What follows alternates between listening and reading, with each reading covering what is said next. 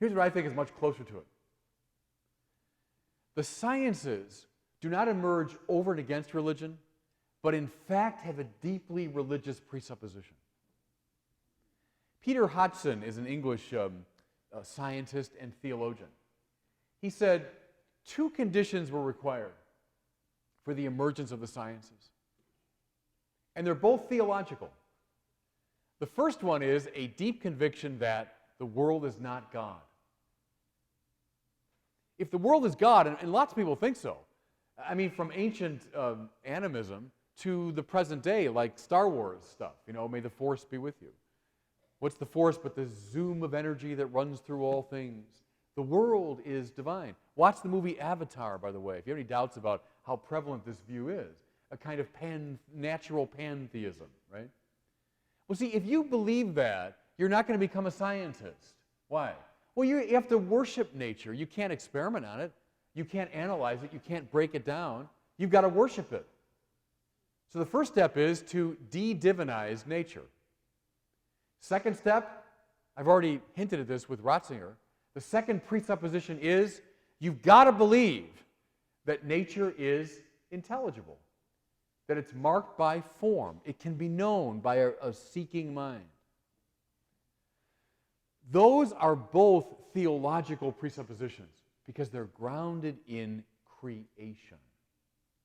If you say this universe was created by God from nothing, you're saying it's not God. Good. The world is not God. So go experiment. Go analyze. Go look at it.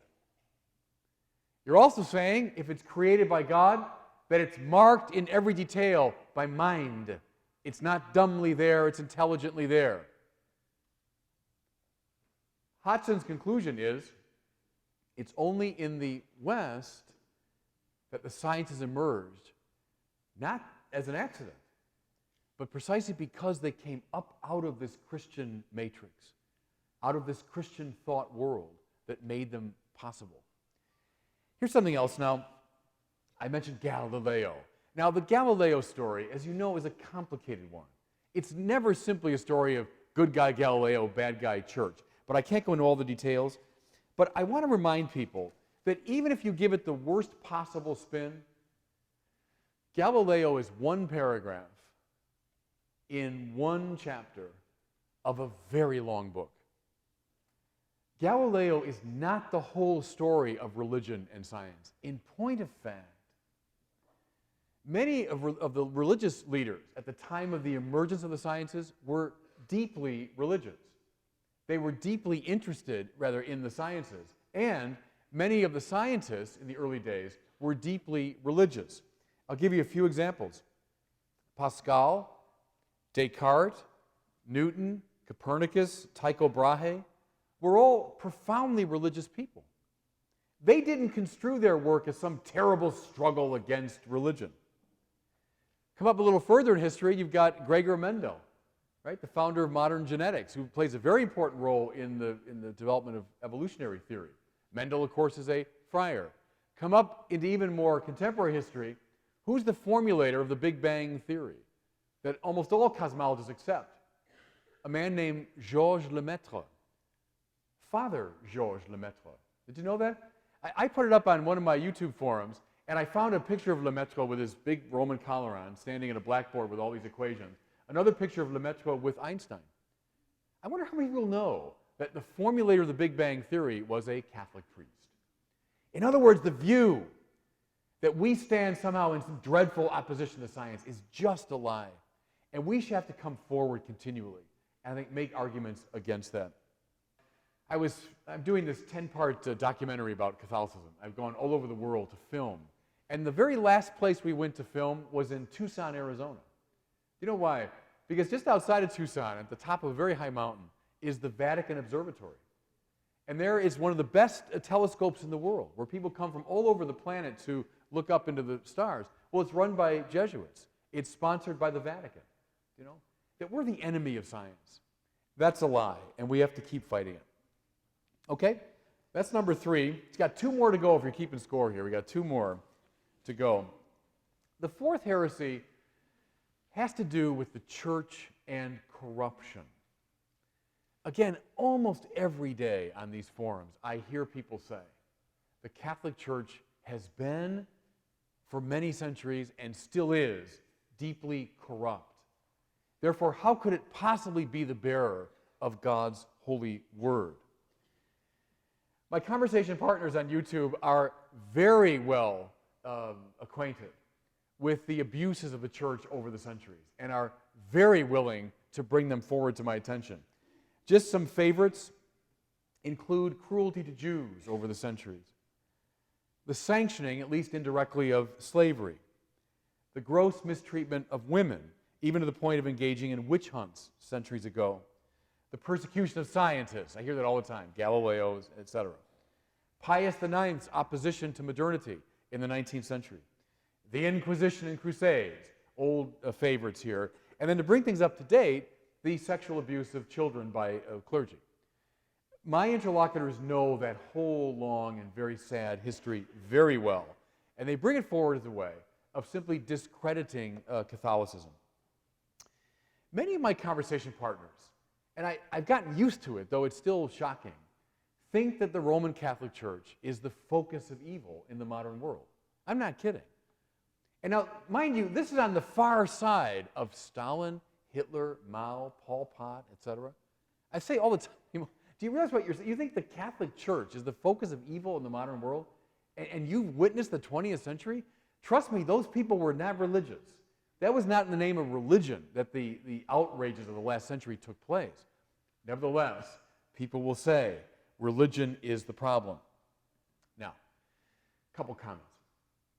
I find John Paul II here very helpful and very instructive. Do you remember toward the end of his papacy, so around the year 2000, John Paul, in a very public way, apologized for the abuses of church people over the centuries. He wasn't hesitant about it. He didn't try to make excuses. Now, mind you, though you can, I think, try to explain certain things historically, I don't think that's helpful for people that have wandered away from the church and find it corrupt. I think John Paul's approach was better, that he simply, straightforwardly acknowledged and apologized for many of the abuses of church people over the centuries, including the condemnation of Galileo. Remember, John Paul withdrew that formally, I think it was 1992. But for all the things I've mentioned, including the sex abuse scandal most recently, John Paul clearly and publicly apologized. I think that's a very important move. It's wrong for us either to brush these under the carpet or try to make excuses for them. I think we have to acknowledge them. But then, friends, we have to make this move. We have to acknowledge a great equivocation in regard to the word church.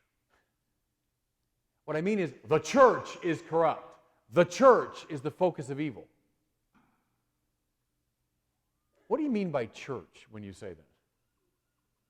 St. Paul long ago told us, we hold this treasure in earthen vessels. The treasure he was talking about was Christ. Christ remains a treasure. Christ the same yesterday, today, and forever. Christ who is the grace and presence of God. But that treasure is held, Paul knew, even in his time, even 2,000 years ago, is held in very weak and very fragile vessels, not the least of whom was his very self, right? When we say the church is the spotless bride of Christ, when we say the church remains the sacrament of God's presence, what do we mean? We mean the church in its creeds, in its great formal teachings, in its scripture, in its liturgy, in its sacraments, especially the Eucharist, in its art and architecture, in the lives of its saints. The church is pure, inviolate, the spotless bride of Christ. But all those things are born and are carried by very weak and very fragile vessels. In that second sense, is the church corrupt? Well, sure, it's made up of people like us. Of course it's corrupt. And in point of fact, our very doctrine teaches us, our doctrine of original sin, that we expect people to go bad. We're not shocked and surprised by it. We expect people to go bad. G.K. Chesterton, one of my favorite authors, said, we're all in the same boat, and we're all seasick. Good. That's the human race, you know. Is there corruption in church people? Yes, there always has been. Again, read Paul's letters, you'll see it. Is there corruption to the present day? Yes. The period we're going through now, the worst period, I would say certainly in the history of the American church, the sex abuse scandal. But our very doctrine, which belongs to the inviolate dimension of the church, teaches us the truth of that. So I think clarification about this equivocation in regard to the word church is extremely important here. Okay? Last one.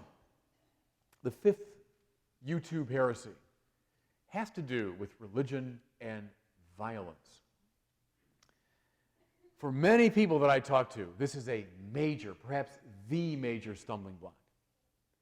Religion is violent. Religion is behind most of the wars in human history. Religion causes people to do deeply irrational and therefore violent things. I hear it all the time.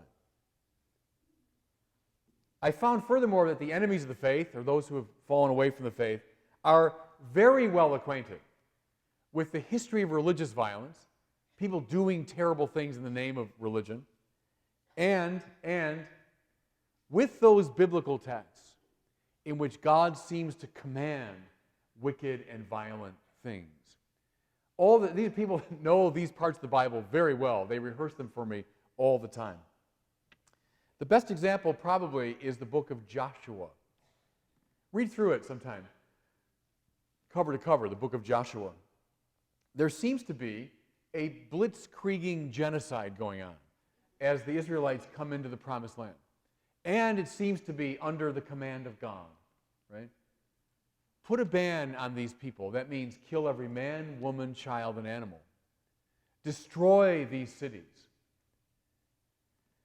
Remember the passage we had just a few weeks ago at Mass from the book of Exodus, and it was Moses against the Amalekites? Remember Moses holding up his arms, and then the people support his arms, and the battle goes well. And then it says, the last line is, and Israel mowed down Amalek with the edge of the sword. That means killed everybody. How about in 1 Samuel? King Saul battling the same Amalekites, by the way. And God says, put the ban on them. Well, he defeats them, but doesn't put the ban on them. He kills many of them, but he keeps the king, Agag, for himself, maybe to trade for hostages later or something, who knows. But he kept Agag for himself and kept some of the booty of the Amalekites. Along comes the prophet Samuel, speaking in the name of Yahweh. Samuel is so upset, he says, Saul, you're through, you've lost your kingship. And then it says he called Agag, the king of the Amalekites, forward and hacked him to pieces. Now, I have the experience, of course, of proclaiming this and then saying, this is the word of the Lord, Well, what do we do with these texts? Trust me, it's blocking people. These are blocking a lot of people. So religious violence, mind you, too, I think really exacerbated by September 11th.